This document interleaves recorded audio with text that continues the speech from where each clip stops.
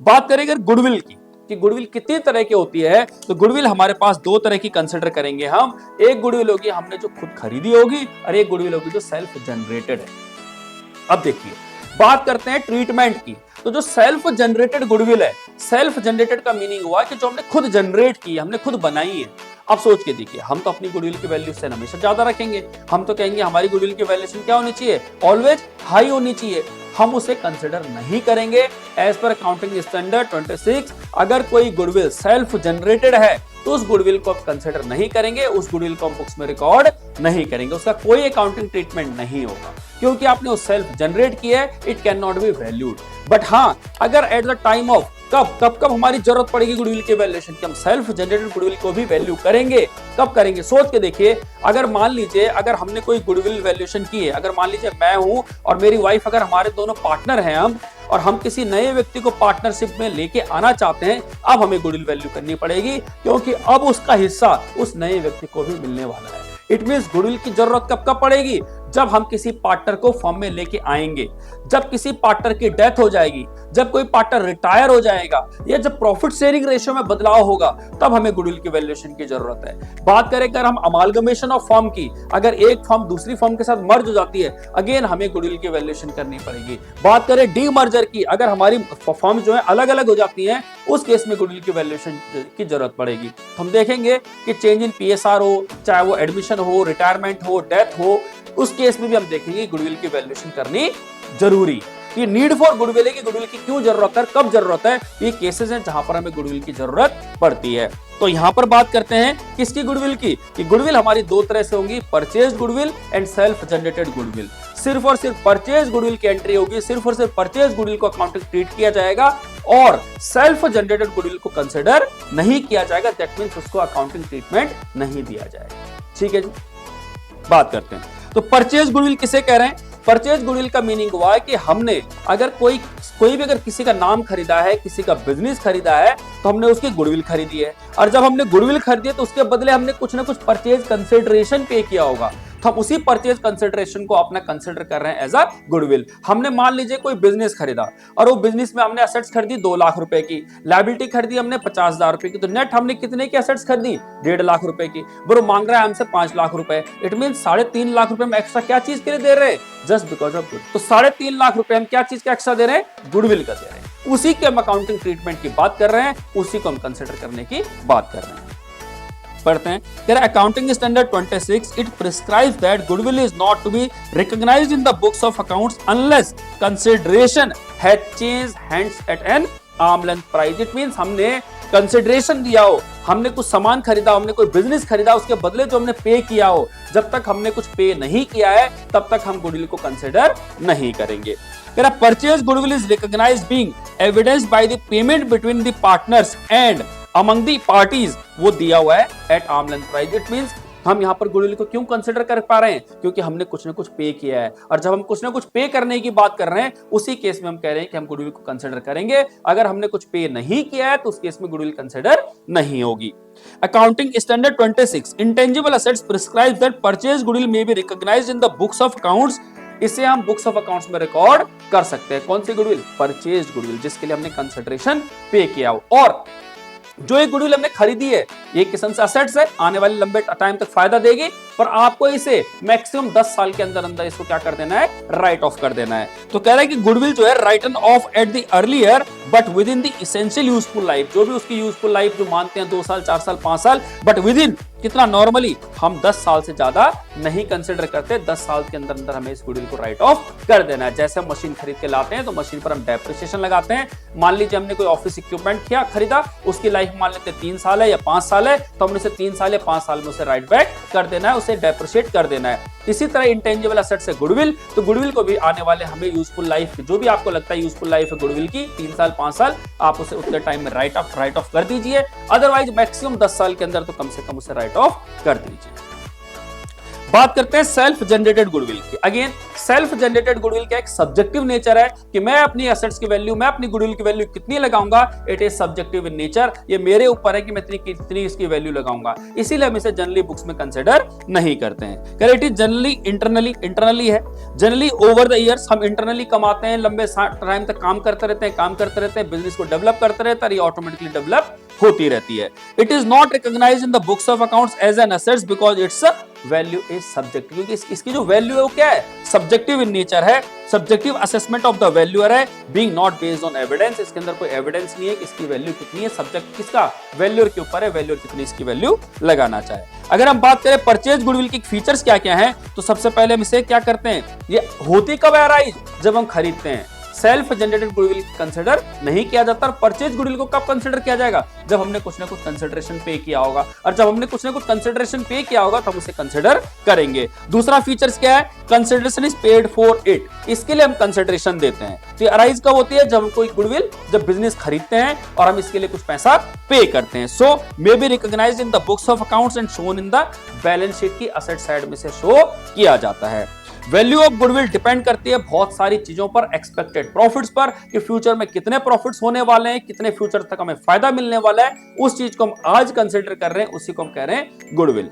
Value of goodwill is subjective assessment but is determined when both purchaser and seller agreed on consideration for goodwill। Generally है तो valuation of goodwill subjective, but जब buyer कह रहा है कि भैया मैं इतना पैसा देना चाहता हूं खरीदने के लिए, और सेलर कह रहा है कि भैया मैं इतने में बेचना चाहता हूं, जब दोनों एग्री करते हैं प्राइस पर, एक कंसिडरेशन पर जब एग्री करते हैं, उसी को हम नाम दे रहे हैं कंसिडरेशन का, उसी को हम नाम दे रहे हैं गुडविल का। और इससे हम क्या करते हैं, अमोर्टाइज करते हैं over the period of life. यहां पर अगर हम बात करें गुडविल की, एक एग्जाम्पल दिया हुआ है, पढ़ते हैं। कह रहा है Kumar brothers took over business, Kumar brothers ने पूरा बिजनेस खरीदा, किसका, बिग ब्रदर का, for net purchase consideration 5 lakh. कितना रुपए देने की बात कर रहे हैं, 5 लाख। आगे कहता है पेड बाय चेक, चेक से पेमेंट होगी। Assets acquired and liabilities taken over are. अब क्या क्या असेट्स खरीदी उसने, देखिए उसने असेट्स खरीदी, मशीनरी खरीदी उसने, मशीनरी खरीदी कितने की, मशीनरी अकाउंट डेबिट, जो भी असेट्स आएंगे हम कंसिडर करेंगे 7.5 लाख, हमने मशीन खरीदी। स्टॉक अकाउंट डेबिट, हमने स्टॉक खरीदा कितने का, 10,000 रुपए का, क्योंकि हमसे जनरल एंट्री पूछ रहा है पर नॉर्मली ऐसी होती है, ठीक है। डेटर्स की बात करें, डेटर्स अकाउंट डेबिट, हमने डेटर्स खरीदे कितने के, 1.5 लाख रुपए के। ये हमने असेट्स खरीदी, टोटल कितनी होगी, 9,10,000, ये हमने असेट्स खरीदी। साथ में हमने लायबिलिटीज भी खरीदी, क्या क्या खरीदी हमने, क्रेडिटर्स खरीदे हमने, क्रेडिटर्स अकाउंट कितने के खरीदे हमने, 5,20,000 के क्रेडिटर्स खरीदे। 2 सैलरी पेबल, सैलरी पेबल खरीदा हमने, कितने का खरीदा, 75,000 रुपए, ये हमें सब पे करना पड़ेगा। 2 आउटस्टैंडिंग एक्सपेंसेस, हमने एक्सपेंसेस भी पे करने, कितने के, ये हो गया। तो ये क्या टोटल हमारा 5 और 7, 8, 9, 6,10,000। इट मींस हम कह रहे हैं कि हमने परचेज कंसिडरेशन कितना देना है, 5 लाख।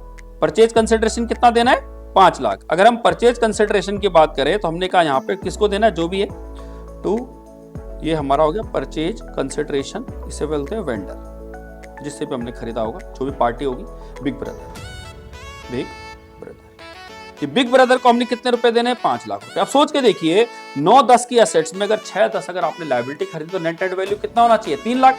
हमें एक्चुअल वैल्यू कितनी देनी चाहिए थी, बिग ब्रदर को 3 लाख, पर बिग ब्रदर बोल रहा है मुझे 5 लाख रुपए चाहिए। इट मींस हम 2 लाख रुपए क्या चीज का दे रहे हैं, ये दे रहे हैं हम गुडविल, क्या चीज का दे रहे हैं, गुडविल का। तो इसी गुडविल को वैल्यूएशन करने की बात कर रहा है कि how to value this goodwill. तो ये गुडविल हमारी 2 लाख रुपए की कहलाएगी, इस गुडविल को हम बात कर रहे हैं कैलकुलेट कर। आई होप आपको समझ में आएगा किस तरह से हम गुडविल की वैल्यूएशन करते हैं। अब नीड हम ऑलरेडी डिस्कस कर चुके हैं, नीड क्यों जरूरत है गुडविल की, जब भी कोई चेंज होगा प्रॉफिट शेयरिंग रेशियो में तब गुडविल निकालनी है। एडमिशन होगा किसी पार्टनर का, रिटायरमेंट होगी किसी पार्टनर की, या डेथ होगी किसी पार्टनर की, अगर हम किसी बिजनेस को अपना बेच रहे हैं उस समय में गुडविल की वैल्यूएशन करनी है। अगर अमालगमेशन हो रहा है तो उस केस में हमें क्या करना है, वैल्यूएशन करनी है। इवन डिमर्जर हो रहा है, अगर फर्म अलग अलग हो रही है तो उस केस में वैल्यूएशन करनी है। और अगर हमारी जो फॉर्म है अगर वो कन्वर्ट होती है कंपनी में तब हमें गुडविल की वैल्यूएशन करनी है। वैसे आपके पास एक नंबर है क्वेश्चन आता है कि गुडविल की वैल्यूएशन कब जरूरी है, तो आपके पास एक नंबर के क्वेश्चन में कुछ भी आ सकता है कि आप एक नंबर के क्वेश्चन में लिख सकते हैं कि एडमिशन हो, रिटायरमेंट हो, डेथ हो, या फिर सेल करें बिजनेस को, या डिमर्जर हो और आपका अमालगमेशन हो, या प्रॉफिट शेयरिंग रेशियो में चेंज हो, तो उस केस में गुडविल की वैल्यूएशन करनी जरूरी है। अब बात करते हैं कि कौन कौन से फैक्टर्स ऐसे हैं जो हमारी गुडविल को अफेक्ट करते हैं। इट मींस अगर हम बात करें कि गुडविल की वजह से हमें क्या फायदा और क्या नुकसान होने वाला है, तो गुडविल की वजह से ऐसे कौन कौन से फैक्टर्स हैं जिसकी वजह से हमें यानी फायदा और नुकसान हो सकता है। तो यहां पर हम कह रहे हैं कि इसकी वजह से हमारी सेल बढ़ेगी, सेल बढ़ेगी तो हमारा प्रॉफिट बढ़ेगा। तो हम बात कर रहे हैं कि डायरेक्टली लिंक्ड है, गुडविल अच्छी होगी तो सेल बढ़ेगी, सेल बढ़ेगी तो प्रॉफिट होगा, प्रॉफिट होगा तो हमारा बिजनेस फ्लरिश करेगा। क्लियर है बात? तो बात करते हैं कौन कौन से फैक्टर्स हैं। सबसे पहले एफिशिएंट मैनेजमेंट। एफिशिएंट मैनेजमेंट का क्या मीनिंग हुआ? अगर मैनेजमेंट बेहतर है, मैनेजमेंट अच्छा है, मैनेजमेंट की मार्केट वैल्यू है, मैनेजमेंट का मार्केट में नाम है, तो हर व्यक्ति आपकी कंपनी में पैसा इन्वेस्ट करने के लिए रेडी होगा। हर कोई चाहेगा आपकी कंपनी में पैसा लगाना, और जब वो आपकी कंपनी में पैसा लगाएगा तो ऑब्वियस सी बात है वो ये सोच के लगाएगा कि उसे कुछ अर्निंग होगी, और डेफिनेटली आपका बिजनेस फ्लरिश करेगा just because of efficient management, क्योंकि आपका मैनेजमेंट अच्छा है। और मैनेजमेंट अगर जिस कंपनी का अच्छा होगा वो कंपनी बहुत अच्छा करती ही करती है।